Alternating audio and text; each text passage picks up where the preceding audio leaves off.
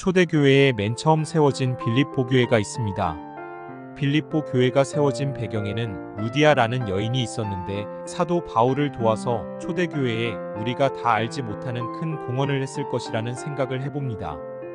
루디아는 헬라어로 생산이라는 뜻을 가지고 있습니다. 루디아는 두아디라 성의 여인으로 빌립보에 와서 자주 장사를 하였습니다. 루디아라는 그녀의 이름은 개인의 이름이라기보다는 당시 고대 루디아 왕국의 영토였던 지방에 살던 사람이라는 뜻입니다.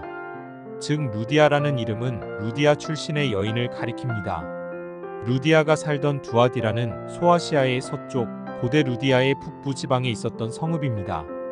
이 지역은 버가모의 동남쪽 약 60km의 지점 헤르무스 강의 지류인 루키스 강의 북방에 펼쳐져 있는 기름진 평야 지역으로 버가모와는 간선 도로로 연결되어 있습니다. 사도행전 16장 14절에 보면 두아디라 성의 자주 장사로서 하나님을 공경하는 루디아라 하는 한 여자가 들었는데 주께서 그 마음을 열어 바울의 말을 청종하게 하신지라 라고 기록되어 있습니다. 바울이 전도하는 말씀을 듣고 루디아에게 성령의 은혜가 임한 것입니다. 루디아는 당시 많이 사용하는 풍습대로 지역명을 딴 이름이고 본래 이름은 빌립보서 4장 2절의 기록을 보면 순두개였을 것이라고 추측합니다. 루디아의 직업은 자주 장사였습니다. 당시 두아디라는 루디아 왕국 전체가 그런 것처럼 염색으로 유명하였습니다. 그래서 루디아도 이러한 직업에 종사하게 되었습니다. 자주색 물감은 두아디라 호수에 있는 조개에서 나오는 투명하고 하얀 분비물로 조개 한 마리의 입에서 한 방울의 물감을 얻을 수 있었습니다. 이러한 분비물이 일단 햇볕에 노출이 되면 진홍빛으로 변하는 강한 염료가 됩니다. 강한 염료이기 때문에 옷감에 영구히 물들릴 수가 있었습니다. 루디아의 자주시장은 당시 그리스, 로마 세계에 걸쳐 대단히 성행하였습니다.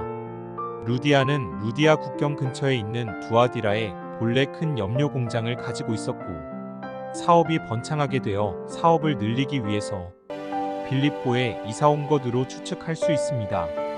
빌립보는 마게도냐의 고대 도시로 주전 4세기경에 알렉산드로스의 부친이었던 필리포스가 건설하여 자신의 이름을 따서 붙여진 명칭입니다. 빌립보는 유럽에서 가장 먼저 복음이 전해진 곳입니다. 빌립보에 정착한 루디아는 얼마 후 그의 생애가 완전히 변화되는 체험을 하게 됩니다.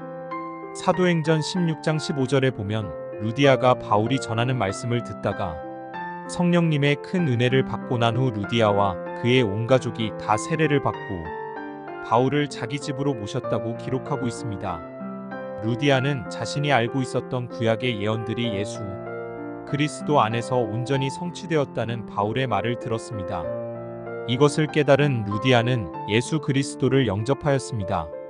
하나님을 경외하던 루디아가 빛 되신 예수님을 영접하고 빌립보에서 바울의 전도 사역에 있어서 첫 열매가 되었습니다.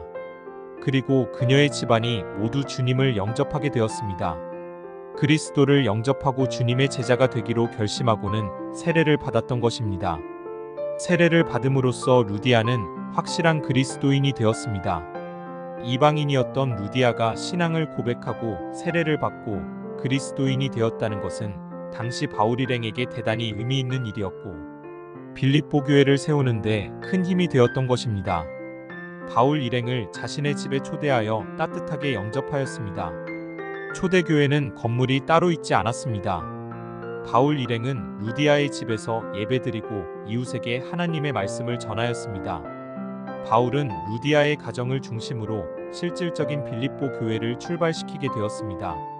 참으로 루디아는 바울의 훌륭한 동역자가 된 것입니다. 루디아는 세례를 받고 나서 말없이 떠나가지 않고 바울 일행과 지속적으로 관계를 맺고 복음 전파에 협력하였습니다.